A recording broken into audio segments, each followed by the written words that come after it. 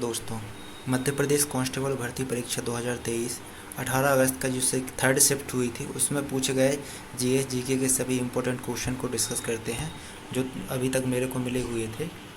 चलिए शुरू करते हैं। पहला क्वेश्चन ये पूछा गया था कि गरसोप्पा जलप्रपात किस नदी पर है।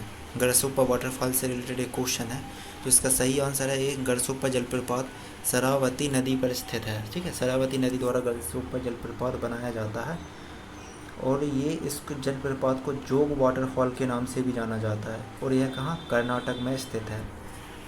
ठीक है, कर्नाटक राज्य में स्थित है, शरावती नदी पे है और इसको जोग वाटरफॉल के नाम से भी जानते हैं। यहाँ पे फ़ोटो देख सकते हैं।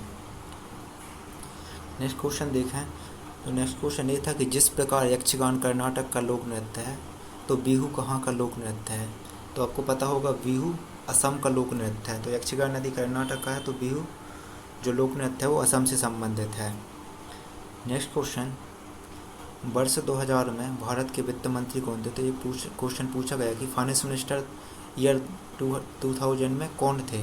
तो ये वर्ष 2000 में भारत के जो फाइनेंस मिनिस्टर थे वो यशवंत सिन्हा जी थे और आप उनकी यहाँ पे फ़ोटो भी देख सकते हैं। Director of Atal innovation mission, तो आप यहाँ पे देख सकते हैं ये उनकी फ़ोटो है और इनका नाम है चिंतन वैष्णव। चिंतन वैष्णव जी अटल इनोवेशन मिशन के डायरेक्टर हैं।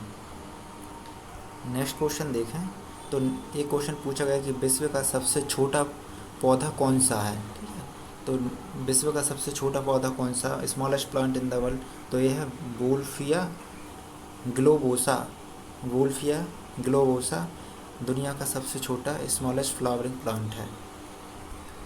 नेक्स्ट क्वेश्चन देखा तो यह आया था कि बदायूं किस नदी के किनारे स्थित है। तो आप सभी को पता ही होगा बदायूं गंगा नदी के किनारे स्थित है और बदायूं कहाँ की सिटी है, ये उत्तर प्रदेश की सिटी है और ये गंगा नदी के किनारे स्थित है। नेक्स्ट क्वेश्चन ये आया था कि बेतवा और यमुना आपस में कहाँ मिलती हैं। Confluence of river Yamuna and Betwa, संगम कहाँ है, मतलब रिवर और यमुना नदी का।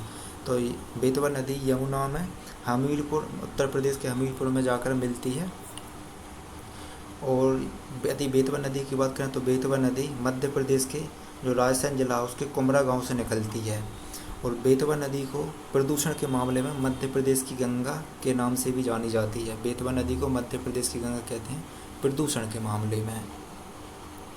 नेक्स्ट क्वेश्चन, G20 रिलेटेड एक क्वेश्चन आया था, तो इससे कुछ रिलेटेड इंपॉर्टेंट फैक्ट देख लीजिए जो करंट में है अभी।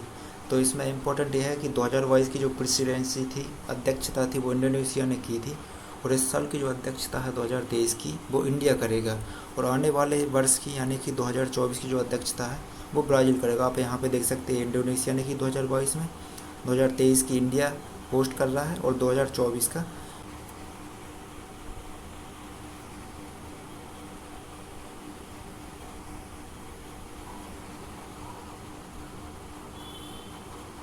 यदि इसकी मेंबर कंट्री की बात करें तो इसमें Australia, Saudi Arabia, Canada, United State, People's Republic of China, Indonesia, Japan, Republic of Korea यानी कि साउथ कोरिया और India, Russia, South Africa, Turkey, Mexico, Brazil, Argentina, France, Germany, Italy, UK.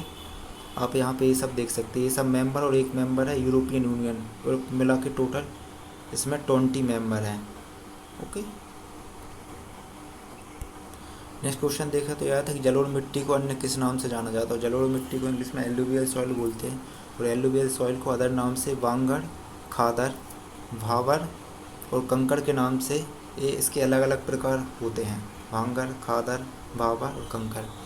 और important fact की बात करें तो ये alluvial soil Bharat के लगभग 40% एरिया में पाई जाती है और ये मोस्ट फर्टाइल सॉइल होती है, मोस्ट फर्टाइल सॉइल है इंडिया की। नेक्स्ट क्वेश्चन देखें तो इसमें पूछा था प्रक्रिया जिसके द्वारा तरल गैस में परिवर्तित होता है उसको क्या बोलते हैं। Process of conversion of liquid into gas. तो लिक्विड गैस में दो तरीके से होता है, एक तो इवेपोरेशन से। यदि हम वाटर की बात करें तो वाटर लिक्विड से गैस में दो प्रक्रियाओं द्वारा होता है, इवेपोरेशन और वेपोराइजेशन। दोनों में अंतर क्या होता है, जो इवेपोरेशन होता है ये रूम टेम्परेचर पर होता है और वेपोराइजेशन होता है जब पानी को हम 100 डिग्री सेल्सियस या किसी भी चीज़ को बॉइलिंग पॉइंट तक उसको गर्म करते हैं, तब वो लिक्विड से गैस में कन्वर्ट होता है, उसको वेपोराइजेशन बोलते हैं। और इवेपोरेशन जो रूम टेम्परेचर, जैसे हम कपड़े सुखाते हैं तो हमारे कपड़े इवेपोरेशन की वजह से सूखते हैं। और जैसे हमारा जो पानी कभी कभी ठंडा होता है, आपने देखा होगा मटके में पानी ठंडा होता है, तो वो भी इवेपोरेशन की वजह से होता है। नेक्स्ट क्वेश्चन देखें तो एक क्वेश्चन आया था विषम सूत्री सेल डिवीजन क्या है, मतलब व्हाट इज, इसको इंग्लिश में बोलते हैं एमाइटोसिस सेल डिवीजन। तो सेल डिवीजन 3 प्रकार से होता है। सबसे पहले देखते हैं, पहला माइटोसिस समसूत्री, दूसरा एमाइटोसिस विषम सूत्री, और तीसरा अर्धसूत्री मियोसिस। तो जो एमाइटोसिस सेल डिवीजन है इस प्रोसेस है जिसके which involves splitting of nucleus into 2 part, मतलब न्यूक्लियस 1 से 2 हिस्से में टूट जाता है एमाइटोसिस में। और जो प्रक्रिया होती है ना ये वायरसेस में पाई जाती है और ये बहुत फास्ट होती है। इस वजह से आपने देखा होगा कि वायरसेस में क्या वेरिएशन आ जाता है, वेरिएंट हो जाते हैं, क्योंकि एक धड़ाम से एकदम कॉपी छापता है, उसमें कोई भी मिस्टेक हो जाती है, कोई भी चेंजेस बड़ी आसानी से हो जाते हैं। लेकिन और अदर प्रक्रिया की बात करें जैसे माइटोसिस समसूत्री, तो mitosis cell division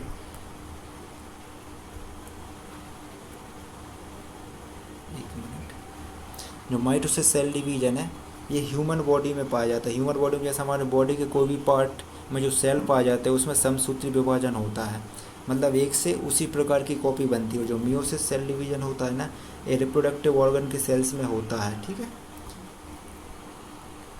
next question देखा तो ये आया था कि ऊँट का जो मेला है वो कहाँ लगता है, ऊँटों का मेला कहाँ लगता है, तो पुष्कर राजस्थान में लगता है। और गौतम बुद्ध का वास्तविक नाम क्या था ये पूछा था, गौतम बुद्ध जी का वास्तविक नाम सिद्धार्थ था।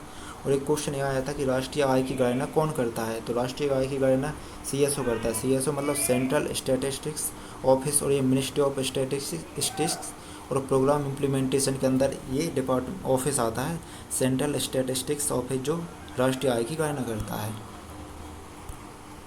Thank you. यदि आपको वीडियो अच्छी लगी हो तो चैनल को लाइक करें, सब्सक्राइब करें और शेयर करें वीडियो को।